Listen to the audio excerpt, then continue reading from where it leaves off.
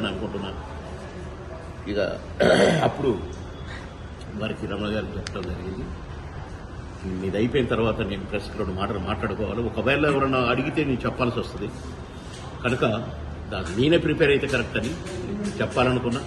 రాజీనామా చేస్తున్నానని చెప్పిన బీజేపీలో ఇక నాకు ఎలాంటి సంబంధం లేదు, మెంబర్షిప్తో సహా అన్నిటినిగా కూడా నేను అన్నిటికీ రాజీనామా చేస్తున్నాను.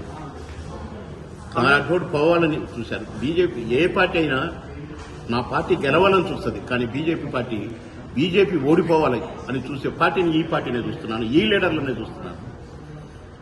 బాగా పనిచేసేటోళ్లు కావాలి, పని దొంగలు కానీ వెధవలు కానీ పోవాలని కోరుకుంటారు. కానీ ఇక్కడ వెధవలు కావాలి, మంచిగా పనిచేసేటోళ్ళని నిలగొట్టాలి, బాబోళ్ళు లాంటి నిలగొట్టాలని ఇదేంటో ఈ టైప్ ఆఫ్ స్ట్రాటజీ ఉన్నటువంటి బీజేపీ పార్టీలో నాలాంటి వాడు పనిచేయడం కష్టమని డిసైడ్ అయ్యి రిజైన్ చేద్దామని డిసైడ్ అయ్యాను.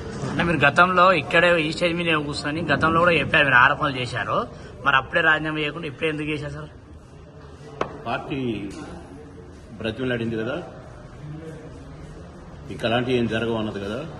నేను ఏ ఆరోపణలు చేయలేదు బ్రదర్, పోటీ చేయట్లేదు, ఎమ్మెల్యేగా పోటీ చేయను, నాకు టికెట్ వద్దు, ఎవరికన్నా ఇచ్చుకోండి, మా అబ్బాయికి ఇచ్చుకుంటారా, ఎల్లయ్యకి ఇచ్చుకుంటారా, పుల్లయ్యకి ఇచ్చుకుంటారా, సేమ్ లాంగ్వేజ్ మాట్లాడాను. బాబు మన భాషలో తప్పులుండవు బ్రదర్, ఒకటి చెప్పి ఇంకొకటి మాట్లాడటం ఉండదు బ్రదర్. అప్పుడు నేను ఎవరి మీద ఏ ఆరోపణలు చేయలే. నెక్స్ట్ ప్రెస్ మీట్ ఉంటది, రాంబాణం వదులుదా అని చెప్పిన, కానీ నెక్స్ట్ ప్రెస్ మీట్ ఇదైంది.